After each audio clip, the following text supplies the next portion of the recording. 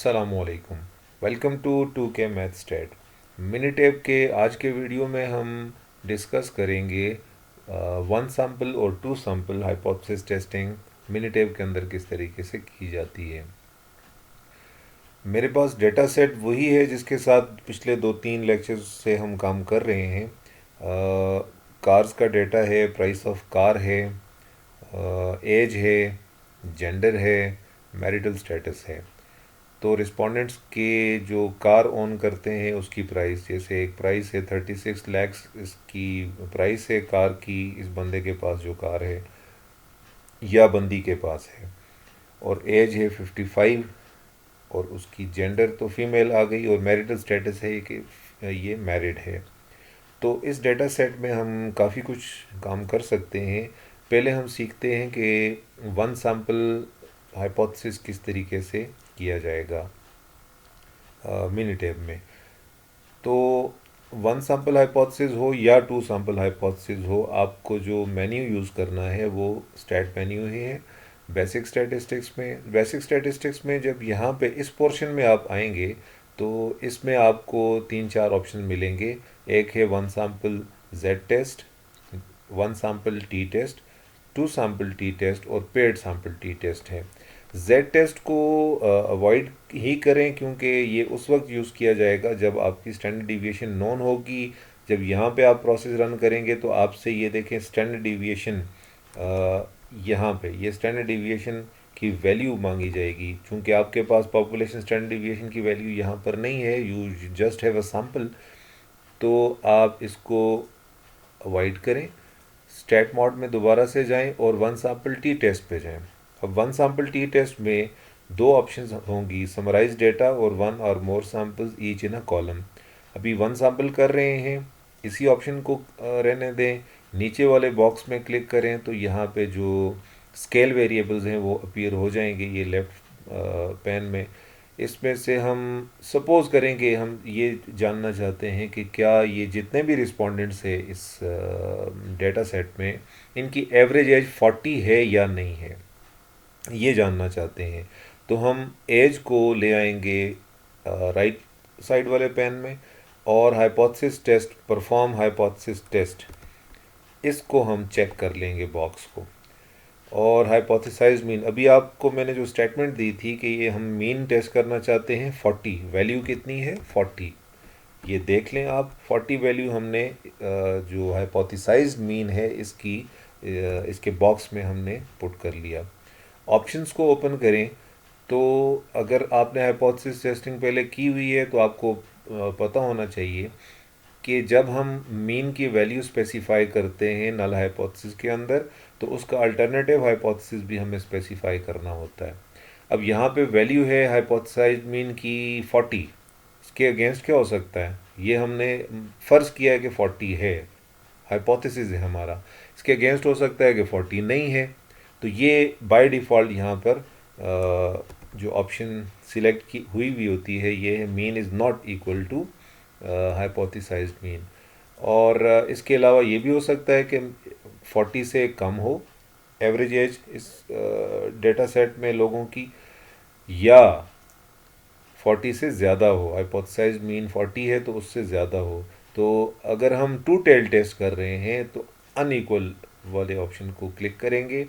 यहाँ पे confidence level 95 है, इसका मतलब आपका एरर मार्जिन जो है वो 5% है, 5% पे टेस्ट कर रहे हैं। अब ये 5% लेने का जो मकसद है वो ये है कि आप जब आपकी पी वैल्यू आ जाए तो उस पी वैल्यू को आप 0.05 के साथ नहीं, 0.05 ये टू टेल टेस्ट है, डिवाइडेड बाय 2 करें तो 0.025 हो जाता है, उसके साथ आपने कंपेयर करना है। अगर यहाँ पे 0.90 है तो फिर उस हिसाब से पी वैल्यू को इंटरप्रेट करना होगा।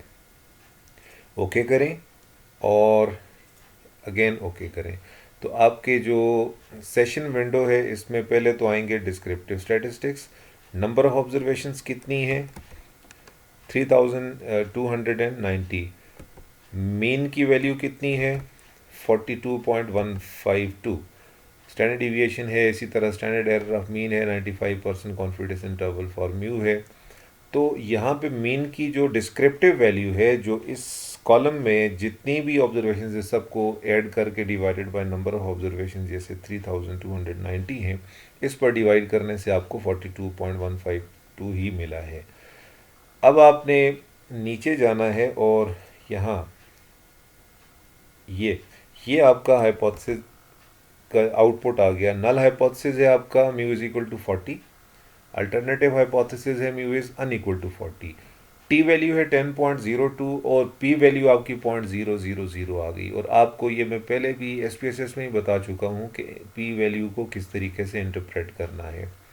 दोबारा बता देता हूँ कि पी वैल्यू स्मॉल होगी तो आपका हाइपोथेसिस रिजेक्ट होगा, सिग्निफिकेंट होगी पी वैल्यू।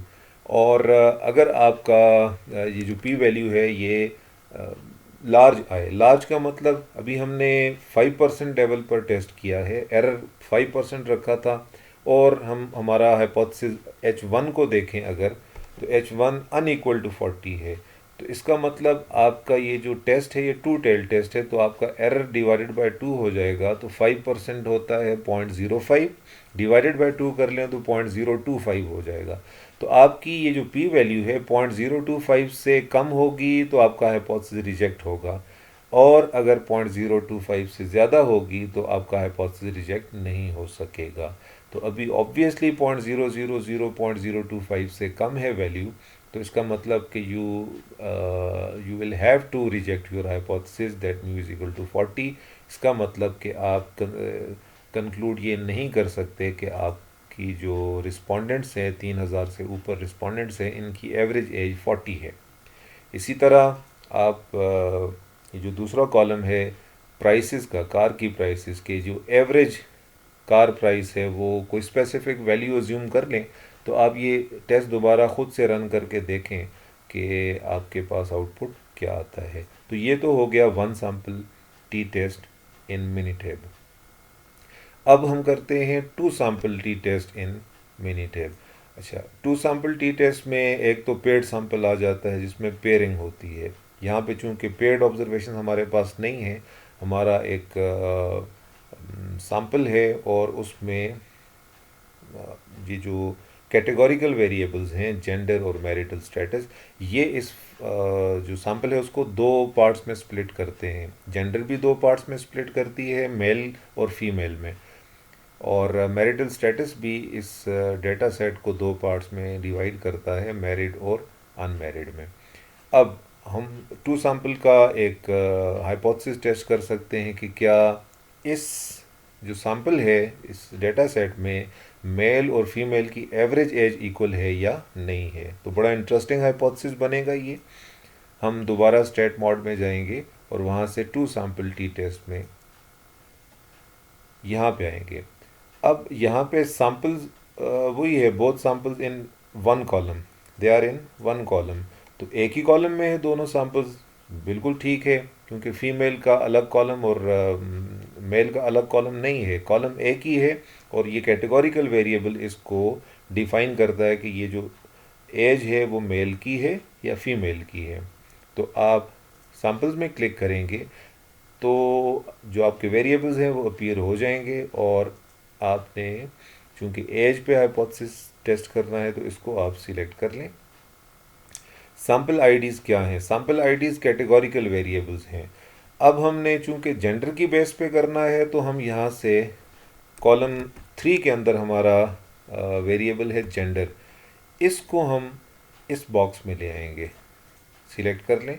तो एज को जेंडर की बेस पर हमने स्प्लिट कर लिया, और अब हम हाइपोथेसिस क्या टेस्ट करने जा रहे हैं? हाइपोथेसाइज डिफरेंट है 0, there is no difference between average age of female respondents and average age of male respondents.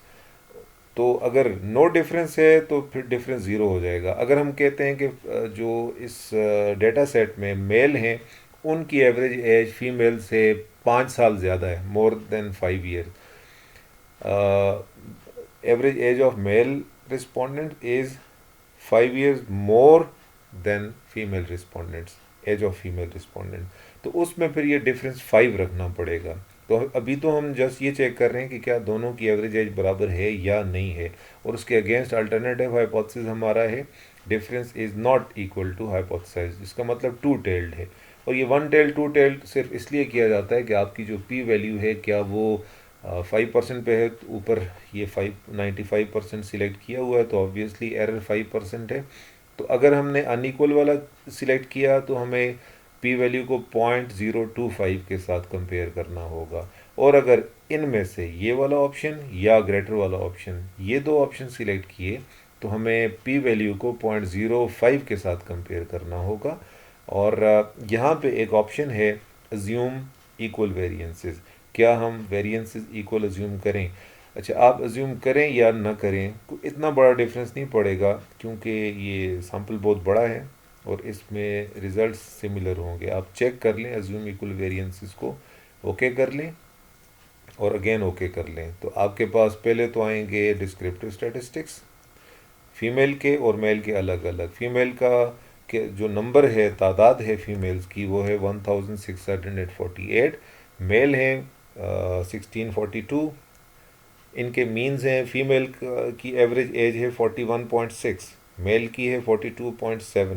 इस तरह उनकी स्टैंडर्ड डिविएशन और जो स्टैंडर्ड एरर ऑफ मीन है वो आगे। और इसके बाद डिफरेंस निकाला गया है, डिफरेंस आ रहा है दोनों की एवरेज एज में -1.043। ये आ गया हाइपोथेसिस।